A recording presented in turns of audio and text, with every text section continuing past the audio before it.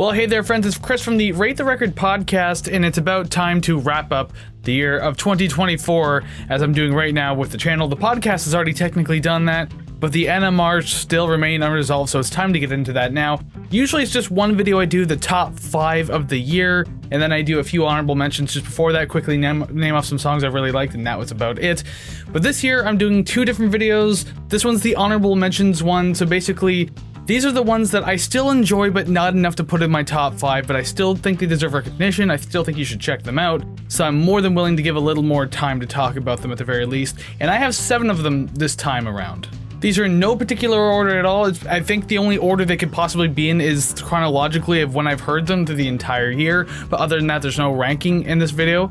And also, just remember, as I'll also be saying in the next video as well, that these are only songs that I've reviewed this year on the NMR. I've missed a lot of songs, obviously. There's way too many for me to sit down and listen to throughout the entire year.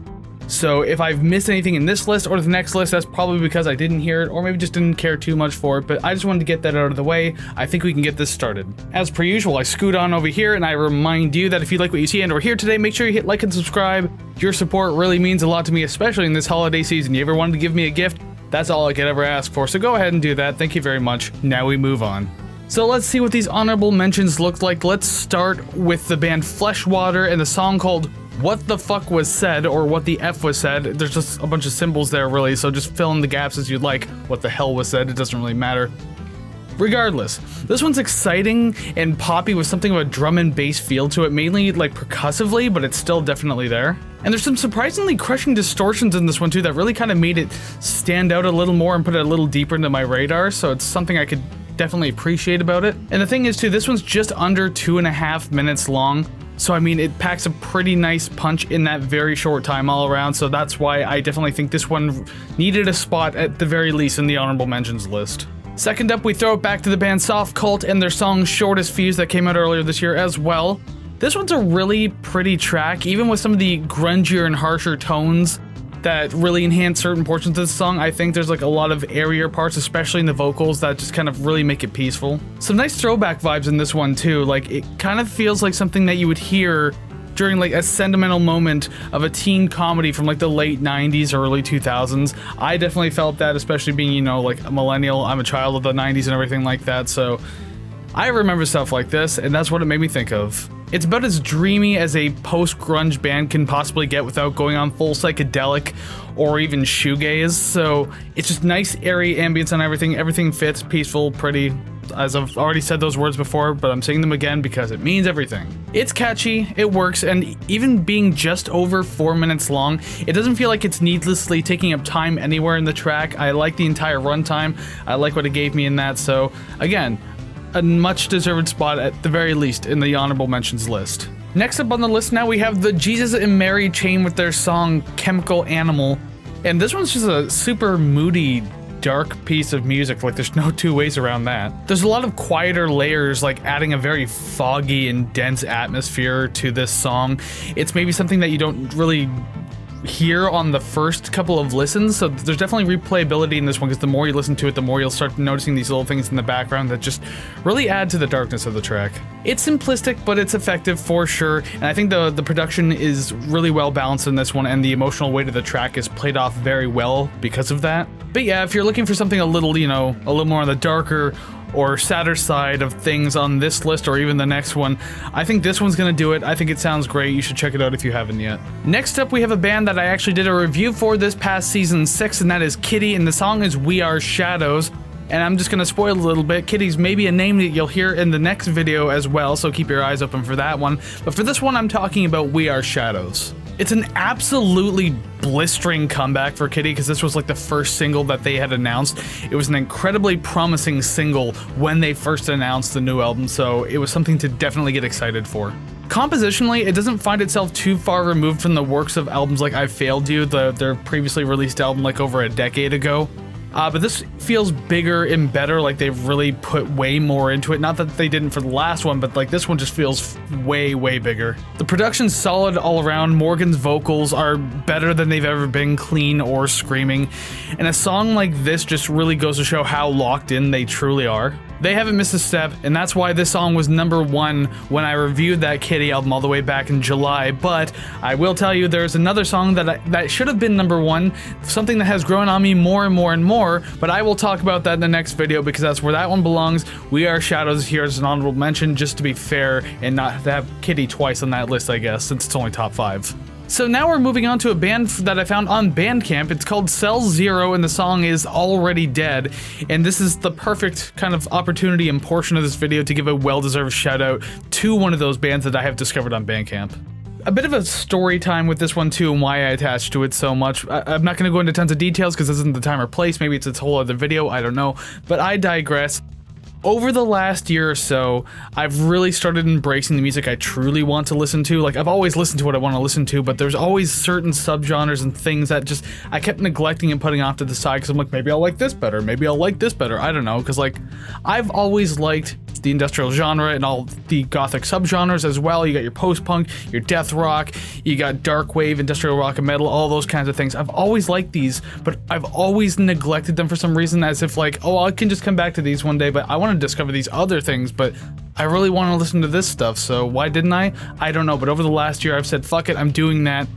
And that's what makes it so nice when I find a band doing industrial music like this just across an indie streaming platform.